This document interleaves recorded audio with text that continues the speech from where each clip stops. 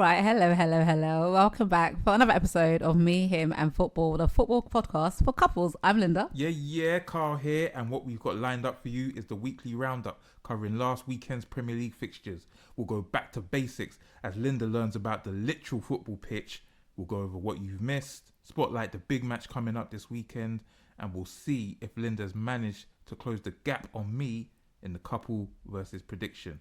Or am I stretching my lead and riding off into the sunset? I highly doubt that. And lastly, we'll give our predictions for the next round of fixtures. Alright, so this week's weekly roundup begins with the Merseyside derby. The Reds versus the Blues, Liverpool versus Everton. Stanley Park is all that separates them. Do you know that the park, it's not even that big. You can literally see one stadium from the other. Is that safe? Well, so the Premier League will, if Liverpool have a home game, then Everton will not have a home game because obviously for crowd violence. So yeah, it's very safe. But it's mad how quick it is. Like you could literally cross this park in a couple minutes and get from one stadium to the other. And are tickets the same amount? Like the tickets cost the same? Because they're individual clubs, isn't it? They price their own tickets. But Liverpool are the club who normally has the upper hand in this fixture, and they did so again. Mm-hmm. They won 2-1. Okay. But, Everton, they're not no pushovers anymore. So Liverpool did go 2-0 up, but Everton pulled one back and, kept it fairly competitive and kept Liverpool honest. But this was the first match that Liverpool didn't have to go to stoppage time to win this season. Oh, really? Really? So it's 5 out of 5 wins for them. So they're still top of the league, still unbeaten. The only team to have won all their games. Hold on. 5 out of 5? 5 out of 5, you heard? How many more games are left for the season? It's still 33 games left. Okay. So, yeah, there's still a long way to go. And we've seen teams in the past have good starts and then tail off. True. I was going to say there's a team that also won their other match that I know is going to make you gassed. That is our next match. Come on. Wonderful segue there. Wonderful segue. Someone would think I'm a pro. So Old Trafford on Saturday evening, it was last week. And Manchester United versus Chelsea. UV, my brother. Correct. Shout out to Lincoln. But Robert Sanchez, what was he doing? Chelsea's goalkeeper. He got himself sent off in the opening minutes of the match. What? Yep. How? So Brian Mbeumo was through on goal. He knocks it round the keeper. Luckily for Sanchez, it was outside the box. But he fouls Brian Mbeumo. So what happens in that situation? It's denying a clear goal-scoring chance. So the goalkeeper has to be sent off. Okay, so when a goalkeeper gets sent off, can they replace him with another goalkeeper? Or do they have to take off a different player to put a goalkeeper Come on, expert. That's exactly what happens. Okay. Yeah. So obviously they can't replace the goalkeeper. The point is you're being punished, so you've been sent off. So what happens is that the manager will then substitute an outfield player for a goalkeeper. So there'll be one man down outfield. Yeah. So Enzo Maresca, who is Chelsea's coach, made some bizarre substitutions this weekend because not only did he do that, which, is natural and everyone expects, but he also took off Cole Palmer. Yeah, I think I might have seen that. Yeah, so he's talking about Cole Palmer's been carrying a niggling injury, but Cole Palmer also played in their Champions League match a few days before that. So it's like, if he's carrying a niggling injury, why did you play him in a Champions League match and then just a few days later play him in a big Premier League match? Well, maybe they thought the niggling injury would be okay, but it seems like it's not. No, but clearly he sacrificed him and, remains to be seen. He said Cole Palmer doesn't need surgery, but if this is going to be an ongoing thing, maybe he's not going to be fully fit to, play 90 minutes every game. And Chelsea's hopes hinge on him. Yeah, literally. Yeah. So Manchester United, Bruno Fernandes and Casemiro got the goals. Trevor Chalobah got one back for Chelsea. And Casemiro actually then got himself sent off just before half-time, which was very, very stupid. I mean, it was soft, but he shouldn't have put himself in a position to get sent off. So were both teams playing with one man down? Correct.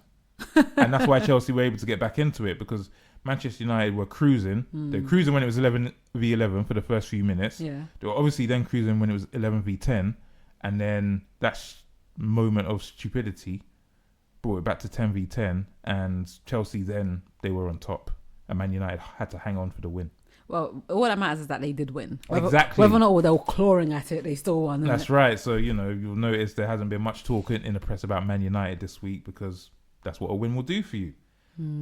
So Did you message my brother, by the way, to say hi? You know what? I didn't. Of course but you didn't. No, Lincoln's doing badly in our fantasy Premier League as well. So I don't want to, there's only so much salt you can rub into a man's wounds, right? You guys are not serious. So the big match of the weekend was Arsenal versus Man City. And that was 1-1 in the end. Yeah. Many people complain how boring it was. Mikel Arteta, he's become a very defensive coach. They were playing it safe. They were playing it safe, but it seemed like Pep Guardiola matched him. And Erling Haaland put Man City Of course in he front. did. Of course he did. Who else? Top scorer in the league this season. Already? Oh yeah. He's going to win. Barring injury, he'll win the Golden Boot because he's just in that mood. So again, these two are supposed to be the chief challengers to Liverpool, but they're taking points off each other. They've both dropped points elsewhere this season already. So are they going to be able to keep pace with Liverpool? It's not looking likely. It's not looking good, bruv.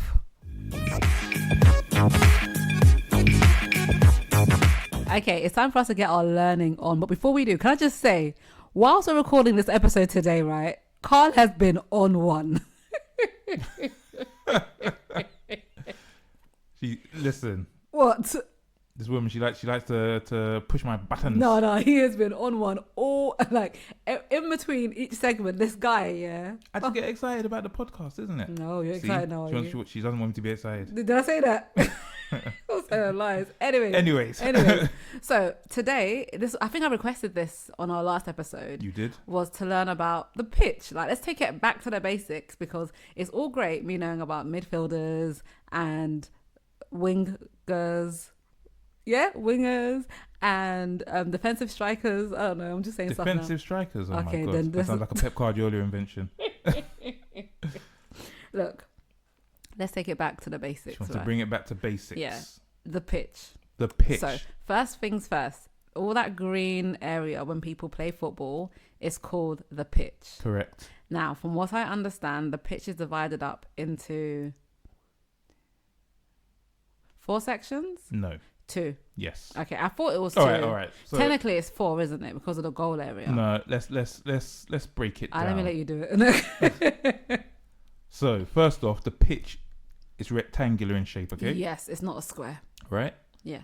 So the shorter sides, the sides at the end. Yes. They're called goal lines. Yes. Right. Yes. Right. And the longer sides, they're called touch lines. That's where you do offside kicks from and throw-ins. No. So along the sides where you see like the managers. Yeah. That's the touch line. Yeah, but I've seen people do throws from there. Yeah. Yeah. So you throw from the touch line. Exactly. Why'd you say no? The goal line is where goal kicks. If the ball goes over, goal kicks are awarded, or corners can be awarded. If it goes over well. the net and behind the net. Correct. Yes. All right. So you understand the basic shape of the pitch. Yes, it's a rectangle. There's a goal line, there's a touch line, and there's the 2 nets on either side where the goalkeeper stays.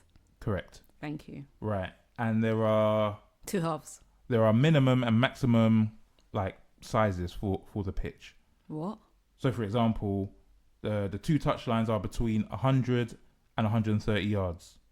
What? So from one end of the pitch to the other. So does that mean some pitches are longer than others? Yeah. Why? Because there's a minimum and a maximum amount it can be. So you can have a slightly smaller pitch or you can have a slightly bigger pitch. So does that mean that different football stadiums have pitches of different sizes? Correct. That's not fair. Well, it is fair because there are minimum and maximum guidelines, and as long as you're within that. No, but it should be standard. If I'm going to play football and I'm going to go to other stadiums, they all need to be the same. Well, I made this man silent. You take it up with FIFA. No, do you know what I mean? Okay, for example, like your MOT. When you do an MOT of a car, No, but for many things in life, there are minimum and maximum acceptable ranges for things, right? Yeah, I suppose. And the football pitch is one of them. But what if you're used to playing on a, one that's 100 yards, then you have to go play on one that's 130 and it puts you off? Yeah, it's okay. It's just a slightly different challenge, isn't it? Yeah, but it shouldn't be that running. much of a big deal. For my cardio, it would be. No, it wouldn't. This one, the new cardio. Excuse you. You. Lift. I do F45, which is hybrid. Thank you very much, darling. So anyway. Yes. The corners of the pitch are marked by corner flags. Yes. So if the ball goes over the goal line, and a corner's awarded. A corner gets taken from where the corner flag is. Yes. And there's a little quadrant that marks out the area. Yes. It's like a right angle triangle. It's not like a triangle, no. It's like a quarter of a... That's why it's a quadrant. It's a quarter of a circle. All right. It's not a triangle. It's been a long day. But it kind of looks like a triangle because it has, the 2 lines and then the... Anyways, just please continue. Right. So within the dimensions of the pitch, you have the centre circle. That's where you start. Correct. So you have the halfway line, which marks... The halfway between each goal. Very good. And the centre spot, which is where kickoff is taken from. Yes. Right? So you've got the centre each circle. time they play, each half, kickoff starts from there. Correct. Or whenever a goal is scored. Oh, they go back to kickoff each time. Yeah. My bad. Right. So now to the fun area of the pitch. Yeah. The goals. Okay. So, you know what the goal is? Yeah, it's the thing with the net. Correct. 2 posts and a crossbar. Yeah. Sometimes you hit the crossbar and it can go in. Yeah, and a post. Yeah. Yeah. So, you have the goal, and then you also have the penalty box. Yeah. Right. So, the penalty box is also... A rectangle. A rectangle. Why do they call it a penalty box? Because if you concede in there, you get penalised, and a penalty kick is awarded. And a penalty kick is essentially a free kick from a spot 12 yards out.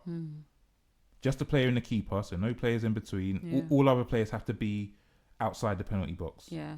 And that player gets a free opportunity essentially. What I meant is, why do they call it a box when it's not a square? It's a rectangle. You can have a rectangular box. Oh, okay. Oh, babe, I'm tired. you might have to take someone back to primary school to learn their shapes. Anyways, okay, so yes, I know that. Right. Yeah. So you have the penalty area. Yeah. So from the goal to the penalty spot is 12 yards. Very good. Yeah. There's also a 6-yard box in front of the goalkeeper. Yes. And if someone gets fouled in there, it's a penalty. Yep. So within the entire penalty area. Oh, okay. So not just a 6-yard box. Oh, okay. So that's why it's called the penalty area or penalty box. Okay. Right. So, I mean, that's primarily... Oh, is that it? I mean, what else would you like to know? Okay, so let me just make sure that I understand this. So it's a rectangle. There's a touchline. There's a touchline. There's the goal line. There are the 2 goals. There is a little quadrant where the flag is for corner kicks. Very good. There is a little circle in the middle. I can't remember what that's called though. Touch point? Kickoff? For the halfway line. Halfway line. Yeah, where the halfway line is. What's that little circle called? No, little was quite big. What's it called? The centre circle. The centre circle. And that's where kickoff happens after each goal and at the beginning of each match. Yeah. And each half. Then you have the penalty box, correct, which is 12 yards from the goalkeeper's box. And if anyone gets fouled... No, the penalty spot is 12 yards from the goalkeeper's line. Wow. From the goal line. Okay, maybe we can revisit this. No, you pretty much got it. Okay. There's just a couple of things that you need to brush up on, but I think you've nailed it. Okay, and let me know, or let us know, anyone who's listening. Do you find this straightforward? Because I thought this was supposed to be the easiest part I could learn, but no, this is the one that's actually confused you. Yeah, it's just because there's so many specific names of things. Yeah, and I suppose I've been watching football for a lifetime, so these things come natural, and it doesn't actually seem like there are that many things to memorize. But actually going through with you, trying to teach somebody who doesn't know or really care, you do realize there's a bit more to the game than you realize. Okay, tell me one fact that if I was, if I had to show off to someone that I knew about the pitch, what one fact could I just pull out and be like, and really impress someone with? Ooh, I mean, it's saying that the penalty spot is 12 yards from the goalkeeper's box. Is that quite impressive to know that? From the goal line. From the goal line. Yeah. Okay. Yeah. I mean, it might be impressive to someone who doesn't know football. Hey, do you know you're here? It's not going to be impressive to many people who do.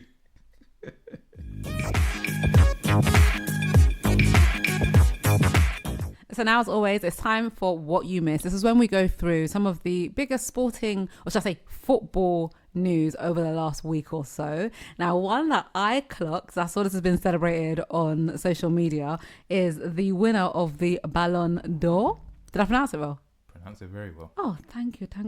So the Ballon d'Or is the competition for like the best football player, right? Yeah, it's an award for so the men's and the women's both get an award, and it's for the best footballer of the past year. And this went to Ousmane Dembele. Did I say no? Dembele. Dembele. Do you know why I know his name? Because of the Ramenos coupe à la maison. Allez, allez. She's not French, by the way. Bonjour, ça va? Je suis. At all. I'm Nigerian. But did you think that he should have won? Absolutely. Really? Thoroughly deserved. I was so happy to see him win it. Especially his story is so good because he's had so much talent for so long. I mean, if you were to look, Kylian Mbappe, he's probably the number one in the world, right? Yeah. But if you look at Dembele's attributes, you think, hold on, he should actually be better than Mbappe. Because really? Mbappe can use both feet, but Dembele is actually two-footed. Like, he takes penalties, free kicks, right foot, left foot. You don't even know which one's which one's strong. coming. He's as quick as Mbappe. Like, he's got all the attributes to just dominate football. Wow. And for years, when he was at Barcelona, he just couldn't get it together. There's always question marks over his attitude. He kept getting injured. So he's gone to Paris Saint-Germain. Obviously, Kylian Mbappe's gone to Real Madrid. And, the idea is that Paris Saint-Germain, now that Kylian Mbappe's gone, there's no chance they can win it. That was not true, was it? Because not only did they win the Champions League, they went and won damn near everything else they competed in to complete a quadruple. Wow. And Dembele was the shining light in this team, and it's just like such a good, almost redemption story from a guy who just looked like he was going to be another one of those highly touted guys with supreme talent, but couldn't quite, couldn't quite fulfill his the level that we all know that he should have. Yeah. Do you know what? It also sounds like it was timing, because the fact that Mbappe left and then he was able to come, and I feel like, it's just a kind of the story of Destiny's Child. When you have that leader that gets all the spotlight, sometimes it might be hard for others to come up through the shadow, but obviously he didn't have to kind of deal with that. He kind of came in a time where he could actually be himself and be his own man and be his own player. Well, I think it's like a lot of things in life, isn't it? It's time, circumstance, and environment. Yeah. And he had someone in Luis Enrique, who's Paris Saint-Germain's head coach, who, fully believed in him, trusted him, and he repaid him. So shout out to Ousmane Dembele. When you win the Ballon d'Or, do you win any money? No. No, okay, it's just bragging rights. Yeah. Fair enough. They don't need to win money. They've won. No, they're all right. But you know who might need to win some money though is the woman who won it for the third time in a row.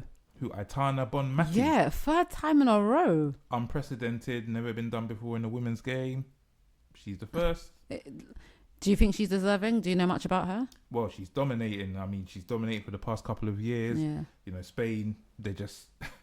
Spain are like the preeminent footballing nation in the world at the moment. They're just men's or women's. Yeah. They just dominate. Yeah. So, yep, she deserves it. But, I'm sure she'll get enough sponsorship deals, so she may not make as much money as the men from the regular game or from wages, but I'm sure the sponsorship and endorsements, her face is not going anywhere anytime soon. Good for her. And also, shout out to Lamine Yamal. Oh, yeah, because he won the young one, or? Yeah. So he won, it's called the Copper Trophy. Okay. COPA? KOPA? Shame. Yeah. So a lot of people thought that he may have been a contender for the senior trophy that Dembele won. Yeah. I don't think so. Didn't he come second or something? Yeah, look, his time will come. Yeah. His time will come. He's still a teenager, so he will, barring major injury, he'll win it in the future at some point. But it's Dembele's time. Yeah, I like that. Yeah. Moving on to this. This is slightly political, but it's still football orientated. Well, so the UN have called for Israel to be suspended from UEFA and FIFA competition. Have you seen what America have said? Oh, yeah. Donald Trump's administration says that they will work to ensure that Israel are included in next year's World Cup, regardless of what happens. So, I mean, the question is, should sport and politics mix? So here's my thing. Either it mixes or it doesn't. Yeah. Because Russia aren't in any competitions. And everyone knows the Russia situation. So it's like, what makes it different? What makes it different? That is the question. I mean, the question is always, should sport and politics mix? Yeah. Well, sport and politics have mixed since Forever. day dot. Anything that includes human beings, there is no way to separate it from politics. Exactly. But sport is actually used as a vehicle, to push certain political ideas. Oh, the Olympics of 60, no, was it 80? Oh, there's actually been many Olympics that have been used for political reasons and to make political stances. Yeah. But not just Olympics, it's across all sport. Yeah.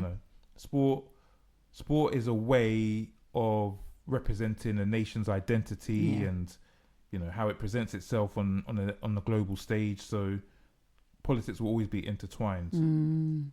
But we're just saying that it should be fair, right? If you're going to suspend certain countries for political or military reasons, then there should be one rule for everyone. I think that's what it comes down to. But our lovely me, him and football listeners, what do you think? Do you think sports and politics should mix? Do you think Israel should be allowed to compete? Do you think Russia should be allowed to compete? Let us know. Me, him and football is the IG, it's the TikTok, it's the X, aka Twitter, it's the YouTube. The email address is me, him and football@gmail.com. Let us know what you think. Hit us up. And lastly, in the what you missed, we've got CONMEBOL. This story has raised its head again. All right, you've got to tell me about this, because I don't know what this is. So 2030, so 5 years time. Yeah, I was going to say that hasn't happened yet. That is going to be 100 years of the World Cup. Oh my gosh, okay. So CONMEBOL, who are the South American Federation. Okay, so they're like FIFA. They're like UEFA for South America. They proposed that FIFA expand the World Cup to 64 teams. How many is it right now? Next year is going to be 48 teams, but it will be the first time that it's been 48 teams. So for the past, since 1998, it's been a 32-team tournament. Now, the whole point of the World Cup is that it's a special tournament for the best of the best, right? Yeah. Now, if you open it up to 64 teams, how long is the tournament going to go on for? You don't mind. More football for you to watch. Well, look, I think there's a fine balance to be had, isn't there? You want a celebration and you want a number of countries involved. Yeah. Like, for example, 48 teams next year, which a lot of people will raise their eyebrows at. But Uzbekistan, Jordan are going to be there for the first time. Yeah. Cape Verde are one win away from being there for the first time. Yeah. We've talked about in the previous episode, Benin. Yeah. Oh, yeah. They could be at the World Cup. So fantastic stories, right? Yeah. Because the enthusiasm that these fans are going to bring to the tournament, the colour, the energy, right? Fantastic. Yeah. But does it get diluted if you have too much of a big thing? I don't think so. I actually think, look, fundamentally, what is the name of this competition? The World Cup. It didn't say just 30 countries of the World Cup or 48 countries of the World Cup. It's the World Cup. It's supposed to be completely inclusive to the entire world. But is it though? Because the whole point is that you have a qualification stage in the regional areas of the world. Of course. To qualify for the finals. Yes. So you have qualification and then you have the finals. If you have, because 64 teams... Into the finals is what they're saying. No, 64 teams is 30% of FIFA's membership. So that's not the best of the... for me, you have to do a bit more culling of teams to have like this showpiece tournament in which you're supposed to see the best countries versus the best. No, I still disagree, because the culling will still happen in the group stages. The culling will still happen, in order for it to whittle down to who comes She doesn't work for FIFA, by the way. No, I actually don't. I know I was promoting their website last episode, but I disagree. I think everyone should have an opportunity, because like you said, the excitement, the stories, but even beyond that, if you think about people that are from Jordan or Uzbekistan, people that didn't think it was possible, it's now alighting new dreams in these citizens. And it's like, okay, if we do our best, because we're not saying that everyone should make it through to, the actual final. We're just saying more people should have an opportunity, and anything that allows more to have an opportunity,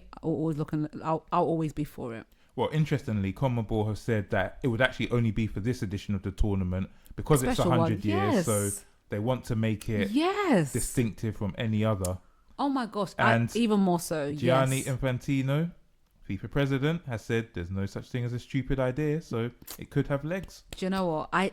What bigger celebration to mark the 100 years than to open up to more countries? I think, yes, I'm so for it. Are you for it? What do you think? Do you think, no, babe, actually, I know you don't think this should happen, do you? I'm a purist. I think I thought 32 was perfect. No. 48, I could just about stretch to, I think 64 is too much. No, for 100-year celebration, let the whole world play. It's already happening across 6 countries, that tournament. Yes. So Paraguay, Uruguay and Argentina are going to be hosting the first 5 matches, I believe it is. And then it's going to Portugal, Morocco and Spain. Fabulous. Get the world involved. Do you know it's going to boost so many economies and it's going to get more people interested in football? It's a win-win. For 100-year celebration, count me in. I might even sign up to play.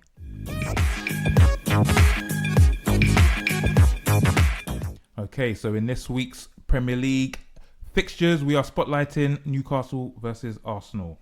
And this is a big match for both teams. They're both in the Champions League, but Newcastle have started very averagely. It's not a word, but we're going to call it averagely. They've been average. And Arsenal, they just can't afford to drop points because, even a draw, if Liverpool were to win, would see Liverpool 7 points clear at this stage of the season already. And it's just, obviously there's still loads of the season to go, but you just can't keep falling behind and, dropping points and falling off. And it's momentum as well, isn't it? Absolutely. So, this is a difficult fixture for Arsenal. St James's Park, Tyneside, the Toon is what the Newcastle fans are called. Oh Lord. The Toon, the Black and White Army, the Magpies, and they've got one of the best atmospheres up there. They're a good team, and their new striker, Nicholas Voltemade, he's already off the mark. It's going to be a tough one. I mean, Newcastle themselves, they've kept clean sheets in 4 of their first 5 Premier League games. So again, they're not going to be an easy nut to crack. Yeah, they're not. And Arsenal, I keep hearing from Arsenal fans, this guy Mikel Arteta, he's too conservative. He's too defensive. No, we got the players we should be challenging, and they do. Saka's back. Noni Madueke is injured. He looks like he's going to be out for a couple of months, and he'd been filling in well for Saka. But Saka's not a bad replacement, is it? Know what I mean? Then you've got Eberechi scored his first goal yesterday in the League Cup. Yeah. The League Cup's a different competition. Gosh, how many do they have? There's 3 domestic cups. Champions League, Premiership, Premier League. Do you know what? It's all right. Premier League, FA Cup, and the League Cup. Okay. In fact, maybe that will be Linda. Teach me that next week. But Eberechi, he got himself off the mark, and this guy Arteta just needs to let him off the leash. To be honest, if you ask me, their attack should be based around him. He's better than all of their other attackers, including Saka. He's that talented.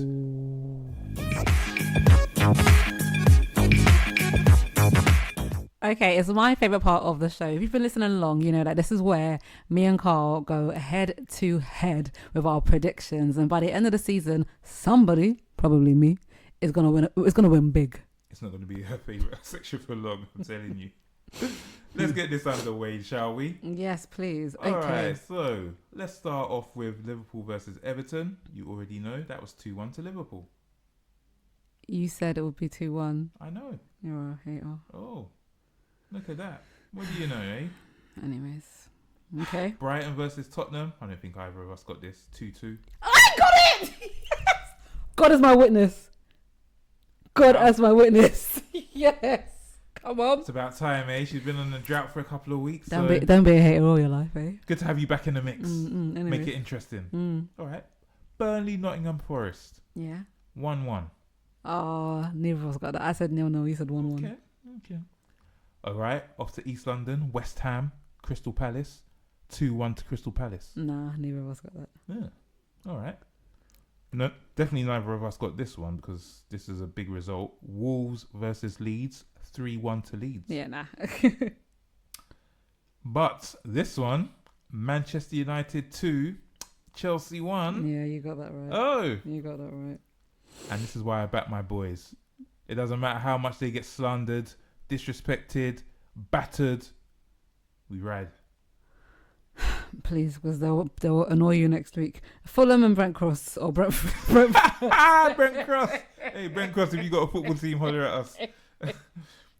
Fulham v Brentford. A big win for Fulham, 3-1. Oh, I said 2-1. Yeah, it's not going to cut it. Shut up. So, on to Sunday's fixtures. Bournemouth versus Newcastle, 0-0. Oh, I said 0-1. I was closest. Close, doesn't matter. I know, in come this on. game. Sunderland, Aston Villa, 1-1. You got that right. Oh. And the final game of the weekend, I think I might be getting this one right too. Arsenal versus Man City, 1-1. No, you said 2-1. What? Thank God. Yep, you did. Goddamn Gunners. Always annoying me. Why are you such a hater? Why?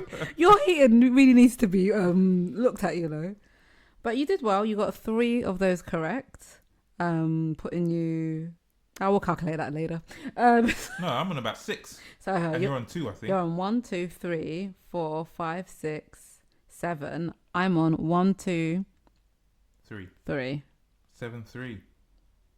Hey, there's still 33 more games to go. Absolutely. All right. So come on. Well, on to this weekend's fixtures. So, My friend, Mhm. jump up with it. You see what happens. See what happens when you're losing, eh? Whatever. Your patience gets shorter, and I understand. So, we're gonna start at the G-Tech Stadium. The G-Tech Stadium. Brentford versus Man United. Okay, so I'm going to say, since you're always backing these idiots, I'm going to say Brentford 1, Man U 2. Oh, well, I'm going for the same. No, what a copycat. How can I be the copycat? It's my boys. I'm the one who backs That's them. why I You said don't it back first. them. I said it first. Yeah, but you don't back them. It doesn't matter. I back them. I said it first. Go on. Chelsea versus Brighton. Ooh. I'm going to say this is going to be a tough one. This will Ooh. be tough, actually. Yeah. It's actually tough to call. I might say 1-1. I'm going to say, João Pedro against his old team, 2-0 Chelsea. All right. Next up, Crystal Palace versus Liverpool. Oh. Liverpool have been doing quite well recently. They're To say the unbeaten. least, they won all their games. They've this won all their season in games. all competitions. So I'm going to say 1 to Crystal Palace and 2 to Liverpool.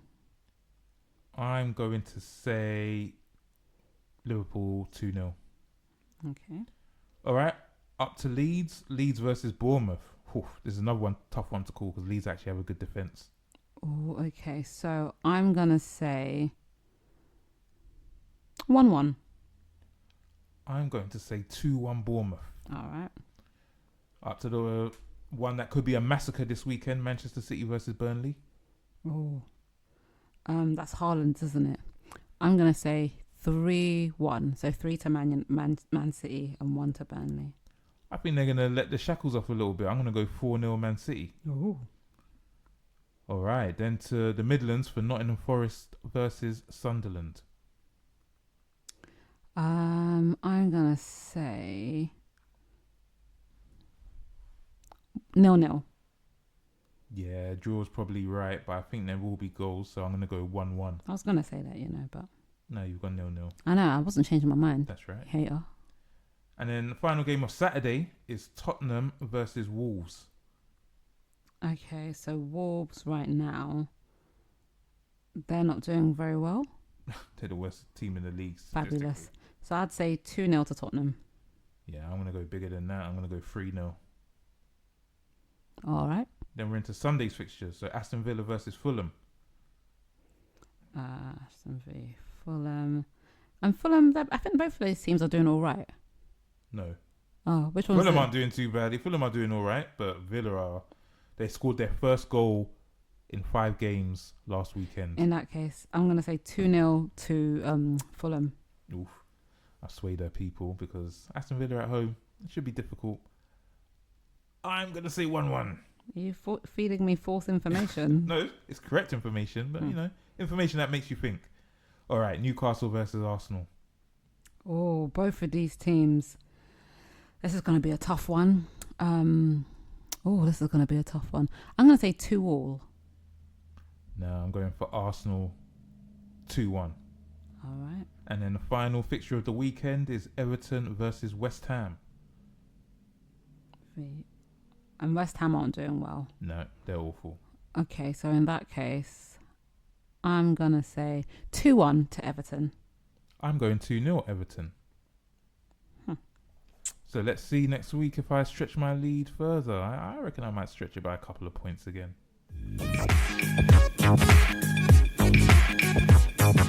So that's it for another great episode, people. Make sure you catch us on all our socials.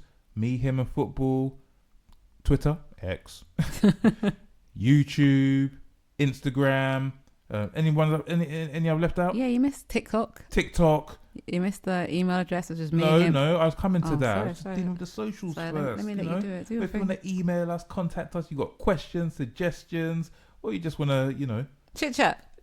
If you just want to say, hey, Linda, you're doing a fabulous job at learning everything, I would truly appreciate it. And a fabulous job at losing the predictor. Email us at mehimandfootball@gmail.com. Like, follow, subscribe, share, and we'll catch you next time. Later.